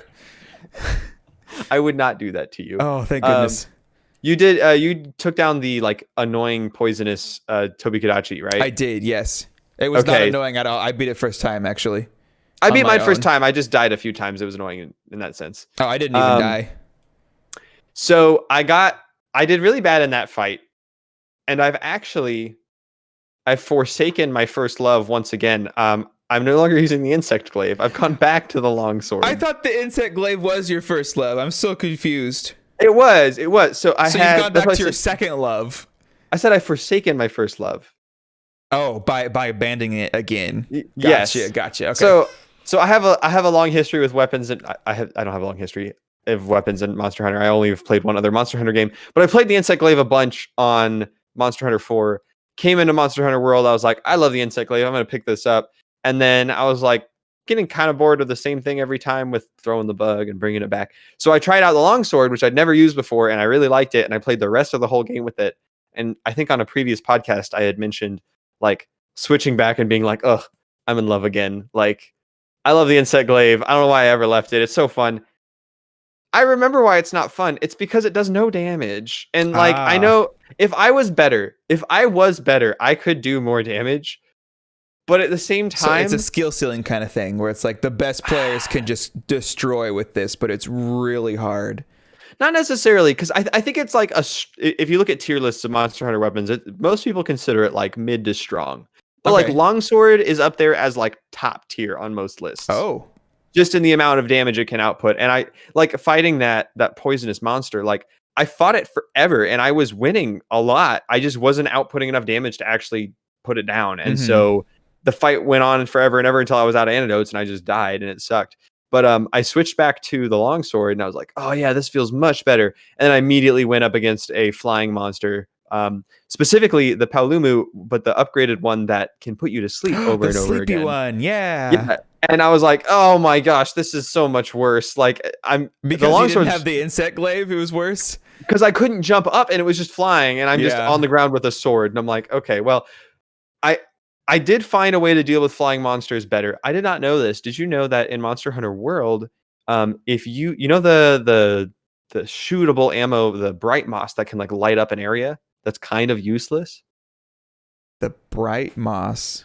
Yeah, it's like sticky pink moss. And all its description says is that it can like light up an area, and so you like hit something in the dark and it glows, or you like hit a monster and they glow. Oh no, I rarely ever use the ammo from the slinger. So it turns out, I didn't know this, I haven't tried it yet, but I looked it up after fighting this Paolumu. I was like, how do people deal with flying monsters? Because I know the flash pods are a good way to knock them out of the air, but and they're fairly easy to make. I started carrying around a bunch of them with me now every match. I always carried 3, but then I needed to carry a whole second item slot for the bugs if I wanted the other 10 that you can take with you. So I started carrying more of those because I got so annoyed at this flying monster. But then I also learned that apparently the bright moss, if you hit the monster in the head, if it's a flying monster, it has the same effect as a flash pod. It actually blinds them. Oh. And it knocks them out of the air. So I have a new strategy now, and I'm going to be happily using my longsword. I managed to... Oh, I forgot. I managed to take out the big Final Fantasy behemoth. Oh, nice. On your own or like in a group or what? Oh, no. I got help from people. But okay, but they didn't die is what I was getting at. Yes, they knew what they were doing. And so we did the special goodness. assignment one, which means I have now unlocked the repeatable optional one. So I can actually play with you on that one if we ever wanted very to. good. Yeah. And I got so many pieces of equipment from that one kill that I crafted the entire armor set and the weapon and the insect glaive. Yikes. Yeah. And the armor, the full set gives me a 60% crit chance, and it does not reduce my sharpness on a crit. And so I have now combined that with a weapon that has a built-in 15% crit chance. And so now I basically never lose sharpness on my weapon, and I'm dealing crits left and right. It feels great. I'm having a great time with Monster Hunter. I'd happily play more with you. That's awesome. I of all the games I re-downloaded when I reset my computer, that was one of them, because I was like, this game is so good. I just don't know what about it. It's so good. Nice. I gotta get. I think I downloaded 2 games on Steam: Monster Hunter and Bloons. Which are very different games, but I was like, I gotta have these 2 at the ready. Oh man. All right. Well, that was my confession. I was worried that I had like gone a mission past you, but it sounds like you had already taken on the Sleepy Paolumu. I had, yeah, yep. Okay, you get that quest and another one at the same time. I have the second one that I still have to do, and then I'm okay. Cool. Yeah. Story. The poison guy, he was a breeze because Kyle told me he poisons you. And Kyle's like, yeah, I died so many times. I was terrible. And so I was like, oh, okay, I'll just go in with my poison immunity runes equipped. Just full immunity, because I have 3 of them, 3 of the gems or accessories. So basically, you played a video game with Kyle, and he told you how to do everything right the first time, and you won. Well, he gave me a hint, because he didn't even do that. He was talking about, he could have easily... But he's like, no, I didn't want to do that. I had used all my antidotes and it was terrible. And I'm like, I'm just going to save myself the hassle and just do this thing. Use the game mechanic. Right. And I was just like, oh, I just can't get poisoned. This is so easy. Yeah, I'm starting to actually feel more like a Monster Hunter, because I'm actually researching the monsters. Mm-hmm. I'm bringing bombs. I have strategy where like my cat will put them to sleep. I'll set up the bombs. I'll set them off. I've been using the slinger claw shot to wound body parts and then attack those body parts for extra damage. Nice. I've been I don't know what you call it, but wall banging them where you hit them in the face and they fly into the wall. I've been doing that left and right. Mm-hmm. Like I'm actually taking advantage of a lot of the mechanics of the game now, and I'm switching to the flash pods for flying monsters. It makes and you feel so good. Yes. Doing it all. Man, I want to sit down and play some Monster Hunter. So that's everything I've done this week. Yeah, I've mentioned everything I've done this week, apart from a few just mini updates on things that I wanted to mention. Okay. I mean, if we want to go through them, we can. I think we also might be getting a little towards the end of the podcast, so it might be best to jump into some of the question and answer. We do typically have a section where we go through any like great deals we might have found, or any of the games available on the free services, like the Epic free games for the week or that kind of thing. Mm-hmm. Would you rather us jump into some of those deals? Yeah. Well, one thing I did want to mention that has to do with the Xbox Gamer Pass we talk about so much. Okay. Is that, you know how there's a $5 a month bundle and there's a $15 a month bundle. Okay. For no extra cost in September, xCloud is coming to the $15 amount bundle. Oh wow, and that's their game streaming service, right? It is, yes. So another incentive to buy their $15 super bundle, which is like having access to the games on PC and Xbox and Xbox online services. Yeah. And now you're going to have access to their cloud streaming service for only $15 a month. Very cool. And also they stopped selling year-long Xbox Live Gold, I think a day ago. Like they don't sell them anymore. And so people think they're gearing up for their new Xbox stuff. I guess I don't know why they would stop selling that though, because like you still need it for the old one. Well, but I think what that's hinting at is that perhaps Xbox Live as we know it is not going to be available in a year from now. Oh. That perhaps they're transitioning to another payment model, so they don't want to be on the books for a bunch of months for people who bought it. Interesting. Good point. That's interesting. I actually had not heard any of that news before, so that's really cool. I have no interest in the $15 a month price because I don't have an Xbox, and so I would only Right. need the Game Pass for PC, and I don't need to pay for online service and all that stuff. But that is interesting that they have the X Cloud thing coming soon. Huh? I'll have to keep an eye on that.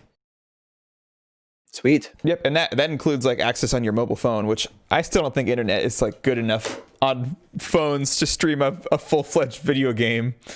Yeah, I would agree with you. Like, I've had trouble streaming like from my office to my bedroom, like playing Chrono Trigger, and like that's like a SNES game, right? You're not exactly needing the fastest reaction times to an RPG, and the graphics aren't pushing it that hard. But maybe it's different if you're not hitting your own internet twice. You know what I mean? Like if you are pulling it from off the air, and if they're compressing it the right way, maybe they could. Yeah, that's fair. I certainly hope so. I definitely absolutely want to give it a try if they do like a free trial or something.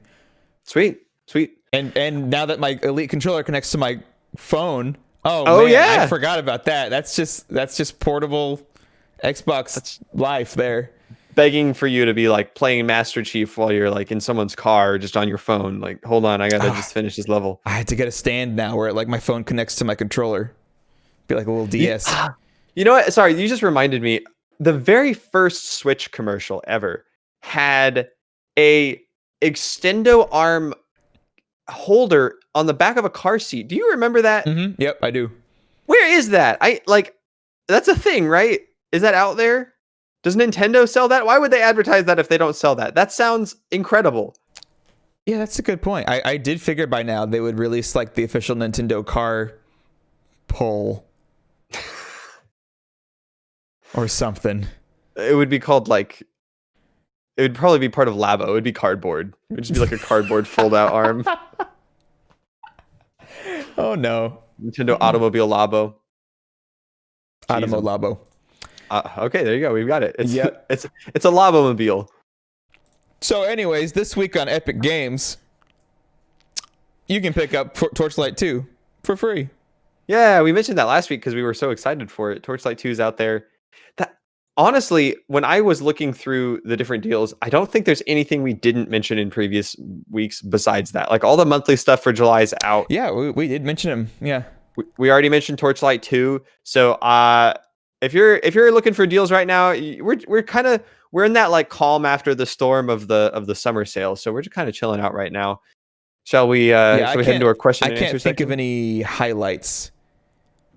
Because it is fun to re-mention the highlights of the games, but like right now, yeah, I mean it's just mostly just the ones you get for the subscription services. I mean, when I was re-listening to last week's content and we talked about the Humble Bundle, I went from like, I'm not really into it this month to like, I really couldn't care less about it this month. Like none of those games. I'm sure they're good video games. I can't can help you get to that conclusion. I can't make me care right now, and so I don't feel like mentioning anything in the Humble Bundle. He's a Daniel. He's a man. He's got his nanobots, nano squares, nanogram. You got it. Nanogram. Nanogram sounds like a medical thing that it's a nonogram. You would only get. Never mind.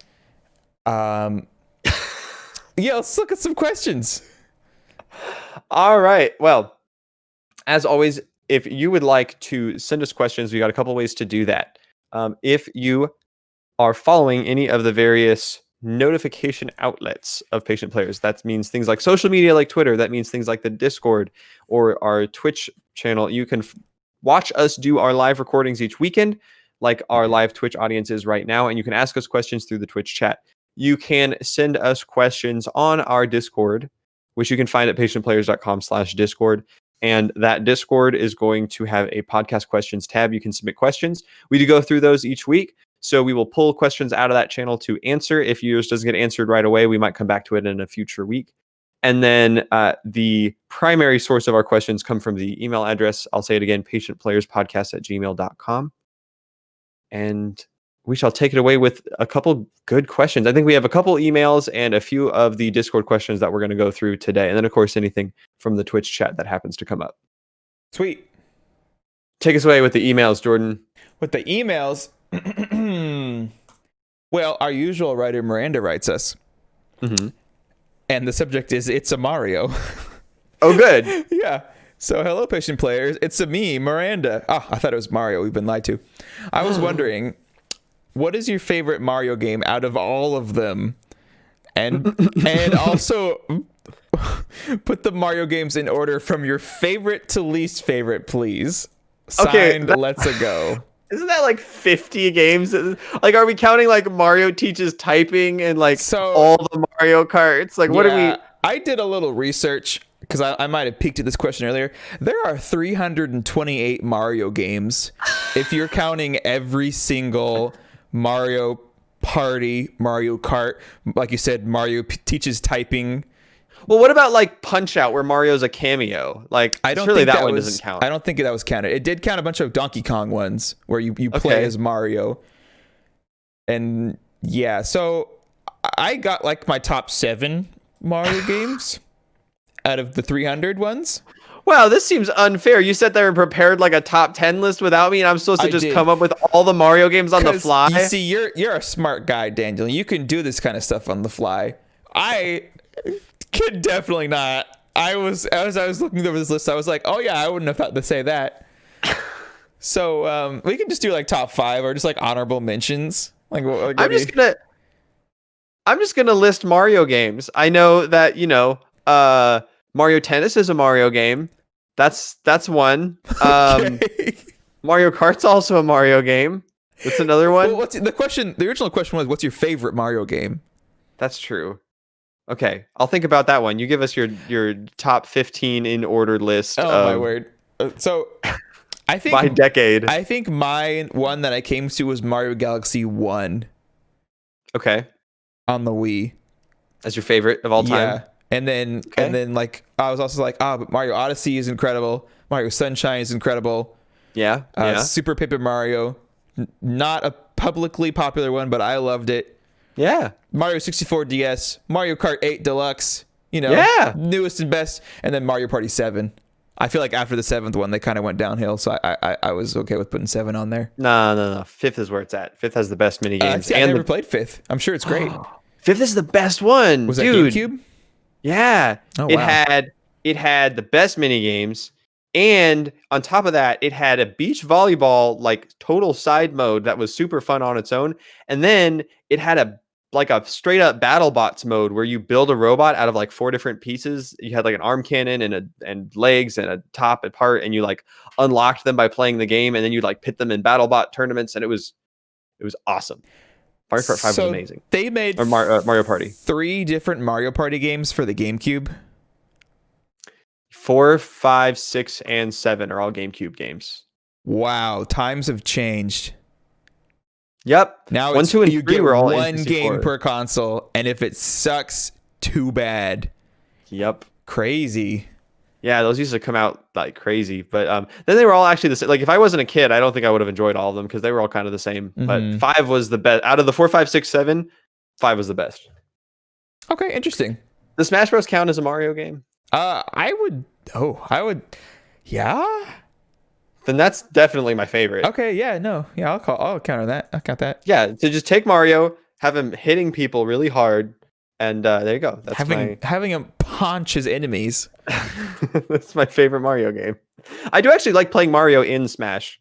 He's probably my favorite like quick combo character. Although I like Pikachu more than Mario, so maybe not. Okay, interesting. Anyways, good question. Thank you. What do we got next? Our next question here. Boy, so let me see. We've got a question from alternative friend of the podcast, Keaton. Though I think as I am observing it, this might be a incognito K email. Let's dig in here. You see, we for longtime listeners, you will know we have a saga of adventure from our favorite emailer K, who has been trying to get messages to us in various ways as he goes through an interdimensional adventure. Though at the same time, we've had a little bit of bad behavior by one of our other favorite podcaster emailers named Keaton, who has been routinely interfering with Kay's lovely emails to us. In fact, even plagiarizing in advance the emails by copying from the future. That's correct. So let's see what mess we're getting ourselves into. It says, "Hello, fellow gamers," but spoken in leet speak, so you know it's legit. It is your good fellow K to the double Eaton coming at you live from your email. Eaton. Oh, okay, yeah, I've heard of him. I'm messaging you here today to discuss a little bit about games that are in a series. I've been thinking about this for a while, but I had been thinking about it even more than usual since the release of Origami King. This would be Paper Mario, the Origami King, the game mentioned earlier. Now, for a second, Keaton goes on to say, I want you to take off your gamer hats and put on your game designer hats. Oh, no, I'm not a game designer. I've heard a lot of people make the argument recently that if you just consider the new Paper Mario games to be a different franchise than the old Paper Mario games, then you'll realize that they are actually pretty good games. And to that, I say they are right. Indeed, if you go into the new games not expecting them to be like the old ones, then you will see that they really aren't as bad as others make them out to be. As the gamer with game design perspective... Oh, I skipped a line. As the gamer with the goal of getting as much enjoyment out of the series as possible, that makes perfect sense. But it doesn't really make sense from a game design perspective. Nintendo trying to make an RPG series into a puzzle adventure series is like them releasing a new Mario Kart and making a platformer with a racing minigame on the side. Similarly, you would think it would make sense for a company making a sequel to a game to at least try and match the quality of its predecessor, but then Super Mario Party comes out and has less content than Mario Parties that came out on the Nintendo 64. I feel like these should be the two cardinal rules of making a sequel. It should be like the last game, but with more, or is more refined, or is the same but with a twist, and it should be at least matching in quality of the last game of the series. I don't want to pick on Nintendo too much. They are my favorite game company after all, but it is exactly for that reason that I want them to continue to make games that are of the quality and standards of the ones that make me like them in the first place. Do you agree with my opinion? Do you disagree? If you do, like, comment, and subscribe later, gamers. Keaton. Keaton, we're already subscribed to your emails. That's how this works. You send them and we receive them. I do like them, and I'm currently commenting on them. So I have already performed all of the tasks that you have asked of me. Wow, wonderful. All right. Start spitting fire about this Origami King. What's your idea? Well, he mentions a sequel. What was it that he said about a sequel? What was his words? He had a lot of words about sequels. That was primarily the second half of the email. The main part of the sequel, blah, blah, blah, blah, blah. Blah, blah, blah. It has to match the quality of its predecessor? That's what, yeah, here it is. A company making a sequel should try to match the quality of it. See, but like a sequel is a 2, you know? Think of Mario Galaxy 1, Mario Galaxy 2. That's a sequel, and that matched the quality of Mario Galaxy 1. It was like more content. I don't think Origami King should be like, this is a sequel to old Paper Mario games, because it's absolutely not, and they absolutely don't want it to be, especially with it being made by a whole different developer than what the old game was. So yeah,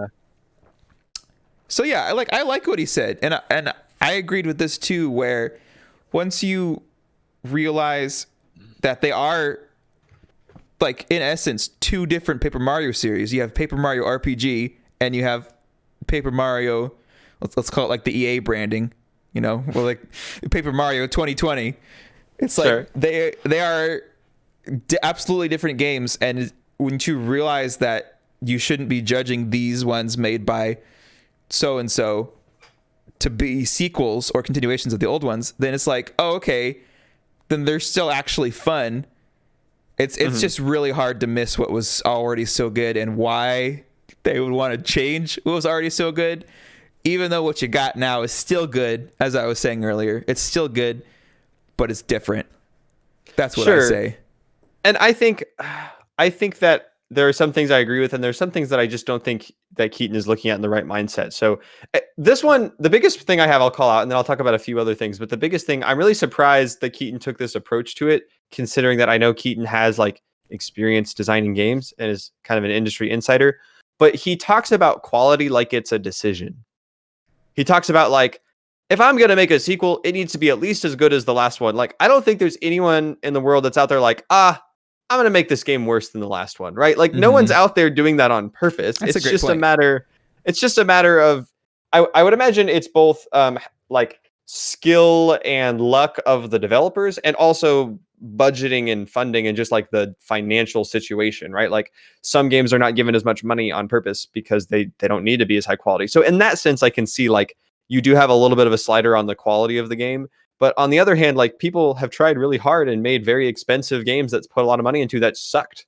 because they just weren't good for a whole lot of reasons. Like, it's way more complicated than just making a game high quality or not. So to judge a game's sequel worthiness based on quality is a weird statement. If you're using it in terms of like amount of content, that's also a weird statement, because like there are plenty of games where a sequel has given us less quantity but has still been worth coming out. I'm trying to think of a good example, and off the top of my head, I don't know if I can come up with one. But I can think of examples of really good sequels that do fit this description. But I think this is definitely what people expect. Like I remember there was a distinct moment growing up where I realized that I could no longer just consider every game in a series to be better than the one before, and that was a big surprise to me. Because growing up, it's like that's a moment of maturity right there. It's like, oh, this is number 2, which means that it will have everything I loved about 1 and new exciting things that make me happy. Just like movies, right? Right? It's got a 2 on it. It's got to be better. Right. And like that was a kid's mindset, and then it got changed when I grew up and realized like, oh wait, there's a lot that goes into it, and they can try to change things because also you don't want to release the same game. That's something Nintendo's been doing for years and getting flack for, right? Like, what if Breath of the Wild had been terrible? Well, it broke the formula in a lot of ways that Zelda didn't, right? Or even the Link Between Worlds, where it's not linear anymore. You can go to any dungeon, and like those are formula breaking, and they happen to be very high quality. But at the same time, they could have taken those risks, and people would have been like, why did they have to call it a sequel and change the formula? And like, why couldn't they have made it a spinoff? And so that's one complaint I have, is that like you can't just expect it to have more content, because sometimes you have to fundamentally change the game. And sometimes the quality is not the way you want it to. And that's not the fault of anyone. That's just people trying new things, which is fine. Sometimes it works out, sometimes it doesn't. Mm-hmm. In terms of like, if you're making a very similar game and you like are putting it in a series, but you're changing it up, I also think that's probably fine. And yeah, they're not slapping Paper Mario 5 on here or saying like, right, Thousand Year Door 2. Yeah, right. This is a new game in a Paper Mario series, which like, the fact that there's over 300 Mario games tells you that it's okay to have a game in a series that's not the same type of game, right? Like the Pikmin for the 3DS. I don't know if that was any good, but like that was, or not Pikmin, Chibi Robo for the 3DS. Like that was nothing like Chibi Robo. Those are both real sore spots for a lot of people. But like, does that mean that they don't deserve to have those characters or be in that world? I don't necessarily think so. Unless they were advertised as like, oh, here's Chibi Robo 2. Wait, what do you mean it's an RTS now? Like, that would be weird. That would be something where like you're breaking people's expectations in a bad way. Well, that's what Chibi Robo 2 did. It was a platformer, like a 2D platformer. But it was advertised as a 2D platformer. Yeah, right? No, it absolutely was. Yeah. Was it called Chibi Robo 2? It probably had some tagline like Chibi Robo, which and that also applies to what you're saying, where it's like not a sequel. It's just them. It's a Chibi Robo franchise universe separate. Like from... think about Apex Legends, right? Like Apex Legends is a shooting game in the same engine as Titanfall. They didn't come out and call it Titanfall 3, right? It's a different game. Mm-hmm. I think what Keaton is talking about is like at some point the lines blur. Like with these Paper Mario games, they're not different enough for people to realize that these aren't RPGs, right? Like they still have turn-based combat and everything, right? And it takes a purposeful mind switch to realize that this is a different series. And Nintendo does nothing to help you with that mind switch. Whereas like calling it something completely different, like Apex Legends or whatever, would make you realize it's a different game. So I can see his point there. Flat Mario, the Origami King. Nailed it. Anyways, good email. Thank you, Keaton. Yeah, way to go, Keaton. Way to be a game designer and stuff. Hooray. Okay, now we have a semi-regular podcast email, but it's been a little while since we've heard from the dear Mern. And Mern says, "Hi, PP Peers. In last week's podcast, Jordan referred to the 50th podcast as the finale. Is there something that we don't know? Does Jordan have a dastardly plan up his sleeve? And will this be the final episode? Is this the end of the Patient Players podcast? Question mark, exclamation point, TM, question mark, exclamation point." It's funny because I told you I listened to last week's content over again earlier today, and I caught that too. I was like, wait, he just said finale. And then neither of us addressed it. And I was like, Oh no! What's gonna happen? Finish the email. Tune in next week to find out. Same pod time, same pod channel. Some pod times, same pod channel. Sincerely, Mern of Nome, Alaska. Wow. Yeah. I love those emails written like a TV ad. It's so funny. After we stopped recording and shut down the stream last week, I get a text, and they said, "You called the 50th episode the finale." And I was like, "Oh, I did." So, like, I didn't think it would come up again. I just thought it was funny that I said that and had no memory of saying that.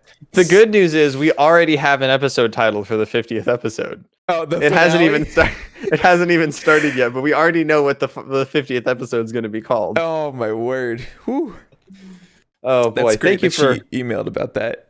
Thank you for those wonderful emails, everybody. Those emails, you can get us in future weeks over at patientplayerspodcast@gmail.com. In the meantime, we've got a few questions left. If you stick with us through the end of the podcast from our Discord questions channel, and then we will sign off until we see you again next week. All right. I've got the questions up here. Are you ready to go, Jordan? I am ready.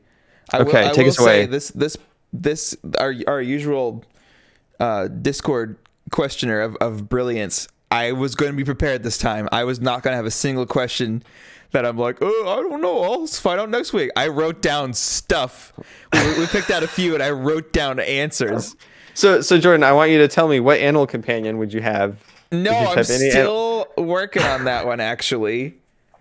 So you're only talking about future questions. Yes, there has to be a perfect answer. I just haven't found it yet. But you mentioned the lightning gun earlier, and I thought that would have been a good weapon to take across games. But it doesn't work if you're under a ceiling. So. Yeah. Oh, okay. Well, there you go. One question is, who or what got you into video games? Wow. What a big question. Do you have an I know you have an answer because you said you did. So you have to have an answer. You go first. No, Daniel, let me think. Oh, that's right. You know, my parents actually got me the OG Game Boy, the Oest of G's Game Boy, the big chonky boy, and I had Tetris, and I left it at an airport because I grew up in airports, basically. And I still remember that airport to this day. I must have been like 5 or something. I think it was 5, of like us going back to where the seat was, the bench, and looking everywhere for it. And there was just no Game Boy. Yeah, I also, like, my parents had an NES before we did all the airport stuff. So yeah, I think it was my parents. They're just like, wow, video games are neat. Let's get them a Game Boy. And then that turned into a Game Boy Advance. That turned into a GameCube. Turned into a PS1. You know, came back to America. Turned into a Nintendo Wii. So nice. Yeah, I think it's families to blame for that. Nice. I of course changed your life with the introduction to Animal Crossing on GameCube at some point. Wasn't even my copy of Animal Crossing. I've never owned it on GameCube. It was a friend's. But beautiful. Okay. Just to tag onto your story, the only thing I've had even remotely similar is I remember the specific Thai restaurant that I left Metroid Prime Hunters, the DS game, in, and I never found it again. But I did end up buying a replacement copy, and that game was great. That game was really fun to hack on the Action Replay in the multiplayer, and then play with my friends, because the hacking worked in the multiplayer. If I was hosting the game, sneaky little sneak. And so I would just be like no clipping through the walls. Oh my goodness. Anyways, yeah, I honestly have a pretty similar story. Just that, like, my parents have always just thought it was cool that games were all right, especially my dad. So like, I remember some of my earliest memories. I had an NES and would like play NES games, and then got a Nintendo 64. Which, thinking back on it, I think the Nintendo 64 like came out around the year I was born. So like, it was already out for a couple of years at least before we got one. So it wasn't like I got a brand new thing, but it felt brand new to me. And I played that, a lot of Game Boy Color, a lot of Pokemon. I told stories in the past about like learning to read, playing Pokemon, and asking my mom for help with stuff, right? So it's just always been something I've been into. But in terms of like good stories for the podcast, we had a next door neighbor up until I was about 5 years old who was 10 years older than me. So when you're 4 and they're 14, they seem like an adult, right? And then you realize that 14-year-olds are still just kids later. But his name was Josh, and he was very frequently babysitting me and my sister, and so we would call him Uncle Joshy, even though he was just our neighbor. And he was a really good influence on me when it came to games. Like, he would always help me play Pokemon, and he was really into Pokemon himself. And then, like, he had a Nintendo 64. We'd come play Smash Bros with him. Ooh. And that was where I first played Smash Bros. It was on the N64 at his house. It was all thanks to Josh. It was all thanks to Uncle Joshy. And then I don't know why. One of my strongest memories of playing games with Joshy is we got Legend of Zelda Oracle of Ages, and he got Oracle of Seasons, so that we could like do the combo stuff that you needed both games for. And that was a really cool thing. We had like the old school Game Boy Link cable. We would play Pokemon together, and we had like the little worm lights, but they used the same slot as the Link cable, so you had to you could only see the Game Boy in the dark whenever you weren't using the Link cable. A lot of good memories. Oh, I love Link cable days. Those worm lights were great, weren't they? You like bend them and they like shine like a book, but it's on your Game Boy that has no backlit screen. Yeah, not the best sometimes, actually.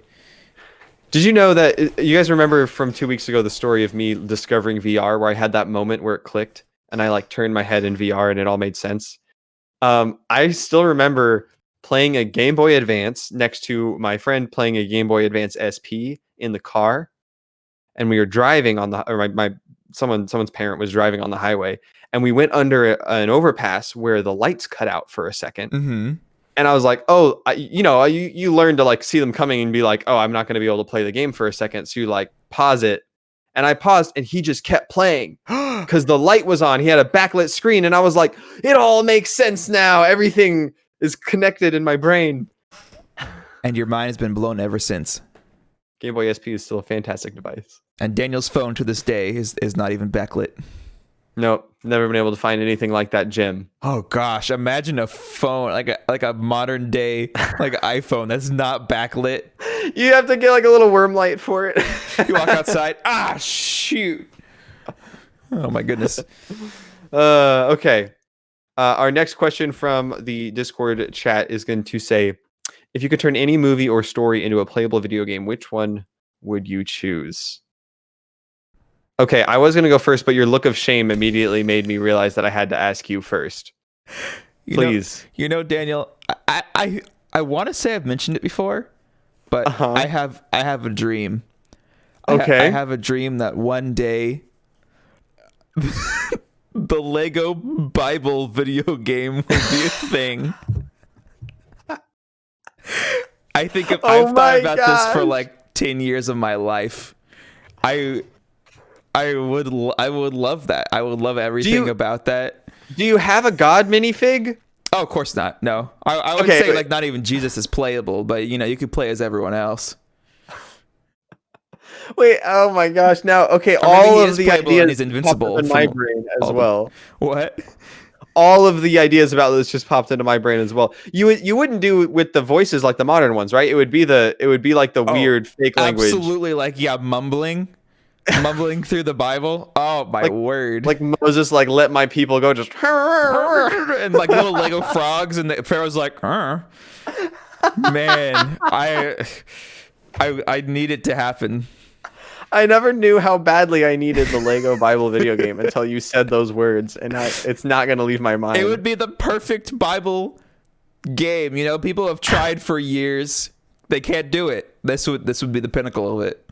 Oh my goodness. I could picture like the Lego animated lions in the lion's den and like everything. It's all perfect. Yeah, and then the character selection screen is just all you got all the prophets, you got all the. Would you have a level with Elijah sicking bears on like 40 kids and killing them all? Oh my gosh. Go up, you bald head, go up, you bald head. Maybe skip a few parts. It's like, congratulations, you've unlocked Rahab the harlot. No, dude, I was talking. Is that the shoot? What was the name of the city they marched around and it fell down? It was not that city, but it was that same storyline. Okay, yeah, or like the lady like seducing her man, but Lego her. She's like shaking her shoulders, like "Dur, dur, dur, dur, dur." Like how funny that would be, and like walks got, around like, a corner. Skimpy Lego outfit painted onto her. And, like that's all it needs to say for you to know what's going on here with Lego minifigures. Oh my gosh, like, this is too beautiful for me to keep considering. Oh my goodness. Yep. Wow, what an answer. Okay, well, I have always thought that one of the coolest fantasy worlds that I have ever seen has been from the book series The Inheritance Cycle with Eragon, Eldest Brisingr, and Inheritance. Oh. And the idea of an open world fantasy RPG in that world where you because the whole thing, the magic system in that game is really unique in that you have language that forms your spells, but then it also requires the same amount of energy that the action would take without magic. So the idea that you basically have a stamina meter that is both your physical capability to do things and also to cast magic, and then you could have dragon fights and that world is amazing, and I would love to both play with the mechanics of that world in an action game and also live in that world from a storyline and do quests and find out about characters and deal. Because honestly, the third book, a lot of people I know got really bored by it because it has a lot of dwarven politics in it, but I was super down with all of that. The idea of having that a Witcher style game where there's actual depth in the stories and characters and difficult decisions you have to make, but in that world, that would be so cool. I want that so bad. I learned a lot about politics from Star Wars. Politics in media it's not too bad, Okay, well, due to our time, we will be hitting our final question for the night. Thank you for joining us through this all, but the final question is a silly question that says, did you guys have a Nintendo Wii once upon a time, and did you guys ever play Just Dance? I did. I think you did. Mm-hmm. I have played Just Dance. I also have an additional note about Just Dance for the Nintendo Wii. I do too. Okay. I can go. So, one, yes, we all had it. We all had a Nintendo Wii. We all owned it. Everyone did. Marion, my wife, has a theory that the Nintendo Wii was it had some magical force behind it that no other game console has to break through the impenetrable wall of the conservative homeschool community. So we both have a lot. Me and Marion both have a ton of experience in the super Midwestern United States homeschool community. I guess Southern United States homeschool community, and there's a stigma of a lot of very sheltered people there, and video games are just kind of in general looked down upon a lot of times. Mm-hmm. It's very unfortunate. They're treated as just a bad source of entertainment, and a lot of parents are just nah, that's not for you. But over the course of 2 years, everyone and their uncle was buying a Wii that had never owned video games before, but it was I always thought video games were evil, but you can play tennis and get your body moving. And of course, everyone just waggles it, right? Like nowadays, there's way better physical activity video games, right? Like Oculus or Ring Fit. Ring Fit. I was thinking Ring Fit. Yeah, there's actual exercise that you can do, but for some reason, waggling your wrist was enough. And I think it was the perfect combination of it was so stupid, but they made it look like a TV remote. And then they made everything so that you didn't have to hit buttons. You just had to wiggle it. And everyone knows how to wiggle a TV remote. And so it was just super duper non-threatening. And Nintendo was not trying to be hardcore at all. It had knees, for goodness sake. They were literally every edge was rounded, even the people.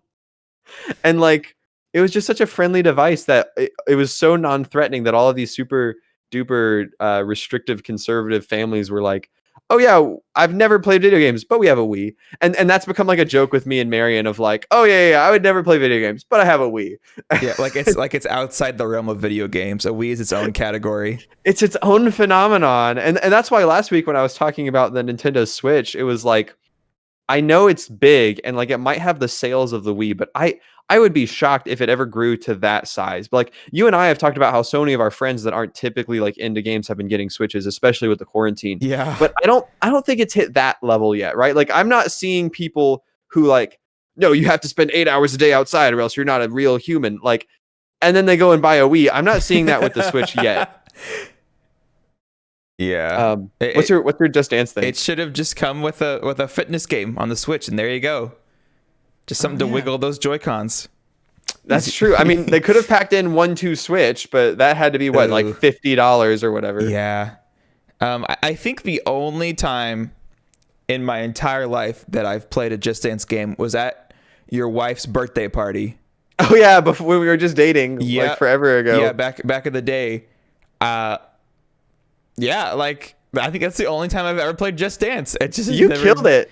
Yeah, boy, was it something else. Somewhere on someone's iPhone is a phone recorded video of you and I dancing to Girlfriend together. That is memories right there. That is memories. That is fantastic. If we could find that, that would make great content. Let me tell you. Oof, that would be really hard to find. That was a long time ago. I am married to a photographer. It's not hard to find archived photos and videos. Well, wonderful. Oh man, my thing about Just Cause is that that is also the only time I've ever played Just Cause on Wii. Oh, funny. I do own the shrink wrapped copy of it still sitting in my box of Wii games, because one of my sister's friends who liked it bought it for my sister, and my sister was like, I have zero interest in playing this game. And so she just gave it to me when I took the Wii because she had no reason to keep it. Well, there you go. You got a free copy of Just Dance on Wii. I have it. I could go get it. It's unopened. It's literally still a sealed version of it might be Just Dance 2. Just Cause. But I think it's the original Just Dance on Wii. So wow. There you go. Man, and now at every E3 for Ubisoft, they have some big show and dance for Just Dance. Well, except for this year, because, Yeah, that was the best part of E3 this year, being coronized, is no Just Dance show and no Aisha Tyler. Wow, someone has some very strong feelings about the woman who spouts bad memes. Funny. And everyone knows it. Some people must find her funny, or else I wouldn't keep bringing her back. I don't think that's true. I don't know. I feel like it's just knowing the. I don't know. Whatever. Oh man. Just Dance. That will bring us, I believe, to the end of another successful Patient Players podcast episode. This was a long one, surprisingly. We didn't even have that 2-week break like we did last time. But oh man. Thanks for joining in and listening. I'll say again, if you want to join in on the fun and ask any questions for next week or future week's episodes, you can email us at patientplayerspodcast@gmail.com. You can also join the live Twitch chat over the weekend whenever we do the recordings to be notified of that, or to ask us questions through any other channel. You can go to patientplayers.com/social. There you'll find ways to join us on Discord, ask us questions there, or just hang out with us throughout the week. We're often in that Discord when we play our games. Or you can follow the social media accounts we have, where we will announce anytime we're doing like a stream or playing a game, or anytime we start the live recordings for the podcast. So plenty of ways to reach us, and we hope to see you around next week. Thank you everyone for joining. Have a great week. See you guys next time. Woo, bye.